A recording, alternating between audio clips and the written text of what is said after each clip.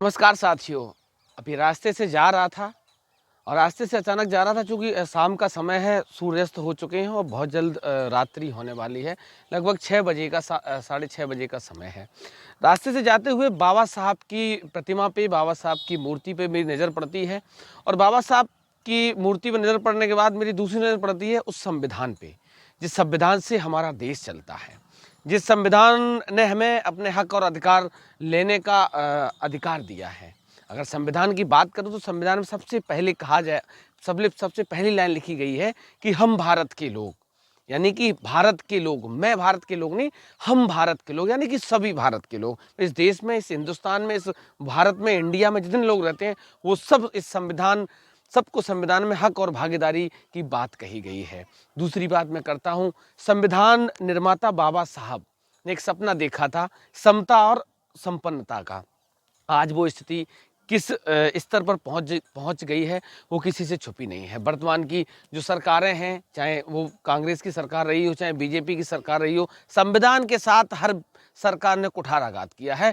OBC दलितों को उनके हक और अधिकारों से वंचित करने का जो दूषित प्रयास किया गया, वो कहीं ना कहीं इस देश की जो नींव है उसको झकझोरने वाला है। मैं हाल ही की बात कर लेता हूँ। अभी पिछले 1 से 2 महीने का जो सिनेरियो है, 3 महीने का, पार्लियामेंट की मैं बात करना चाह रहा हूँ, वहाँ ले जाना चाह रहा हूँ।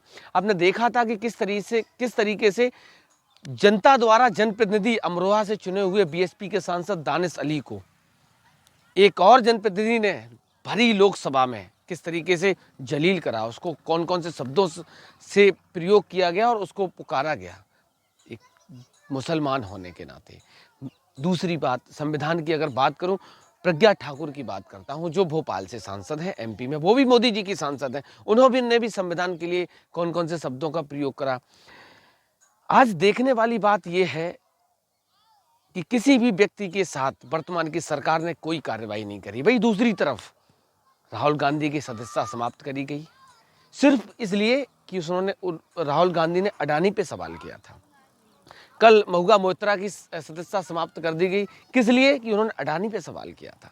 आखिर संविधान में 2 कानून कैसे? एक कानून की बात है, हम भारत के लोग, कानून सबके लिए बराबर है, सारी चीज़ें सबके लिए बराबर है, फिर ये भेदभाव क्यों? उसका सबसे बड़ा कारण है क्योंकि मनुवाद इस देश पर हावी हो रहा है और मनवादियों ने ये ठाना है कि संविधान को खत्म करना है। और कहा भी गया, बहुत सारे नेताओं ने कहा, बहुत सारे सांसदों, मंत्री कहते भी हैं कि 2024 में अगर भारतीय जनता पार्टी दोबारा बनती है तो संविधान को खत्म कर दिया जाएगा।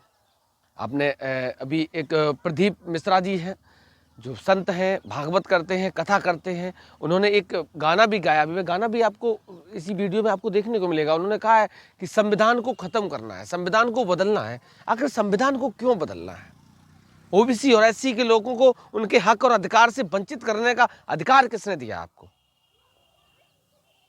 नौकरियों की बात करूं, किस तरीके से आपने देखा आरक्षण का हनन होता है, गरीबों को, ओबीसी के लोगों को, दलितों को उनका हक और अधिकार नहीं, भागीदारी नहीं मिल रही है।